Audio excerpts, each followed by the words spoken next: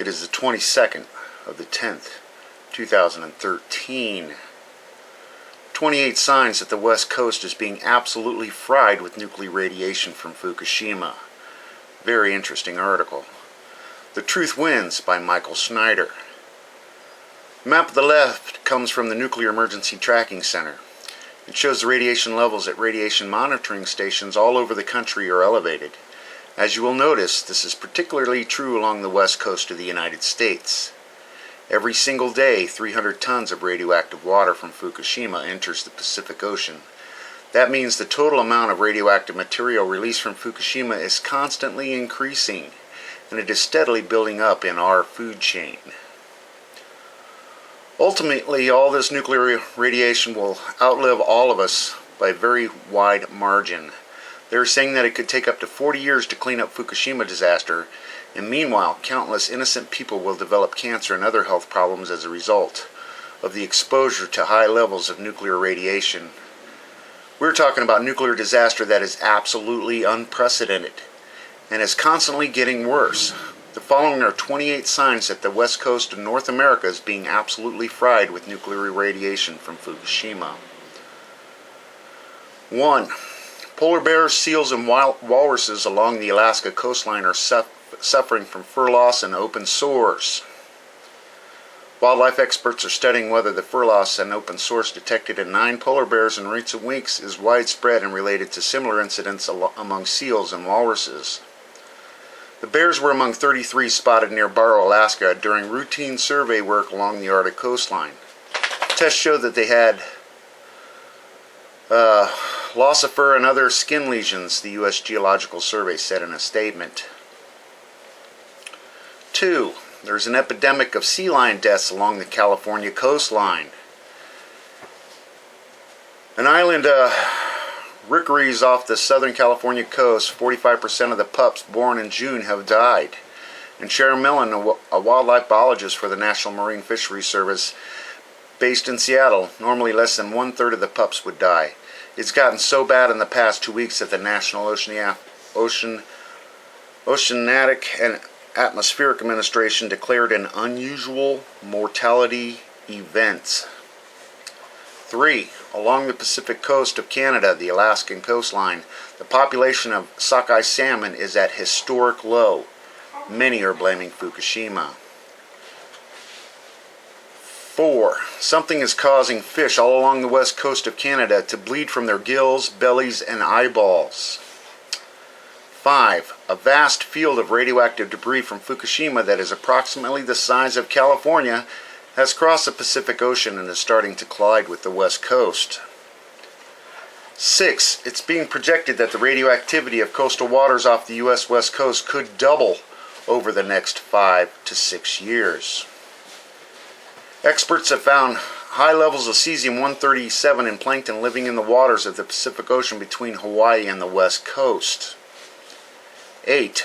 One test in California found that 15 out of 15 bluefin tuna were contaminated with radiation from Fukushima. 9. Back in 2012, Vancouver Sun reported that cesium-137 was being found in a very high percentage of the fish that Japan was selling to Canada. 10. Canadian authorities are finding extremely high levels of nuclear radiation in certain fish samples. Some fish samples tested to date have had very high levels of radiation. One sea bass sample collected in July, for example, had 1,000 becquerels per kilogram of cesium. 11. Some experts believe that we could see very high levels of cancer along the west coast just from people eating contaminated fish. 12. BBC News recently reported that radiation levels around Fukushima are 18 times higher than previously believed. I'm sure it's higher than that. 13. An EU-funded study concluded that Fukushima released up to 210 quadrillion becquerels of cesium-137 into the atmosphere. 14. Atmospheric radiation from Fukushima reached the west coast of the United States within a few days, back in 2011. 15. At this point, 300 tons of contaminated water is pouring into the Pacific Ocean from Fukushima every single day. 16. A senior researcher in marine chemistry at the Japan Meteorology Agency says that 30 billion becquerels of radioactive cesium and 30 billion becquerels of radioactive strontium are being released into the Pacific Ocean from Fukushima every single day. Nothing on plutonium. According to a professor at Tokyo University, 3 gigabecquerels of cesium-137 are flowing into the port of Fukushima Daiichi every single day. 19. It's been estimated that up to 100 times as much nuclear radiation has been released into the ocean from Fukushima than what was released during the entire Chernobyl disaster. And that's still ongoing too. Number 20. One recent study concluded that a very large plume of cesium-137 from the Fukushima disaster will start flowing to the U.S. coastal waters early next year. I believe it's already here. 21. It's being projected that significant levels of cesium-137 will reach every corner of the Pacific Ocean by the year 2020. It's only a matter of time.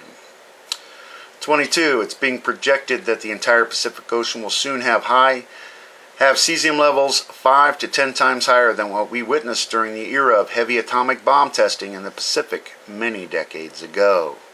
And did you know 85% of that radiation is still in the stratosphere? It hasn't fallen yet.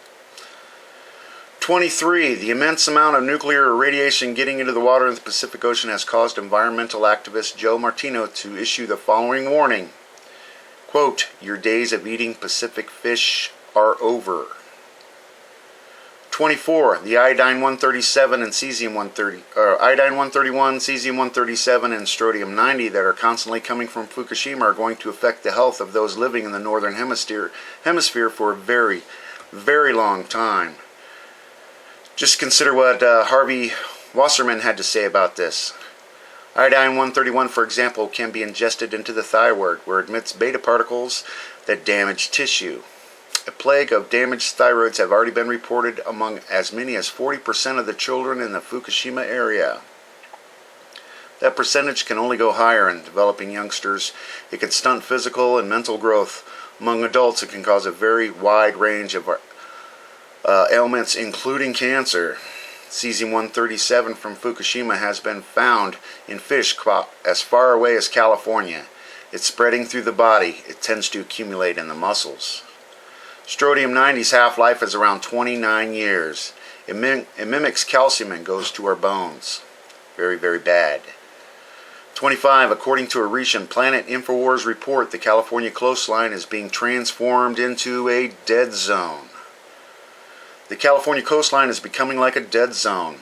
If you haven't been to a California beach lately, you probably don't know that the rocks are unnaturally clean. There's hardly any kelp, barnacles, sea urchins, etc. anymore, and the tide pools are similarly eerie, devoid of crabs, snails, and other scurrying signs of life.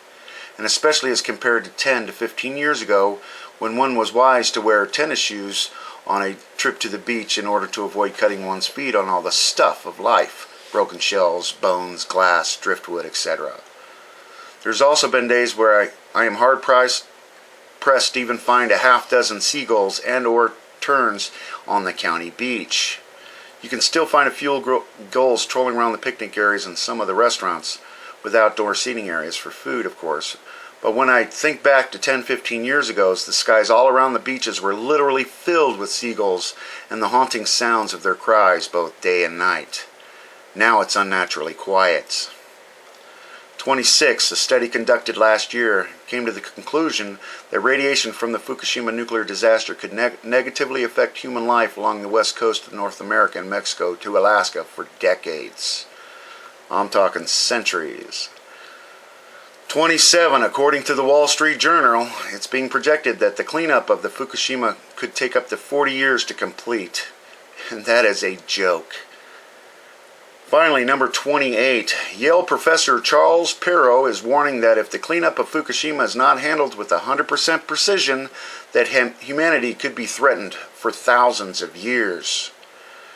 And they're going on about the spent fuel pool number 4 threat, which has already burned.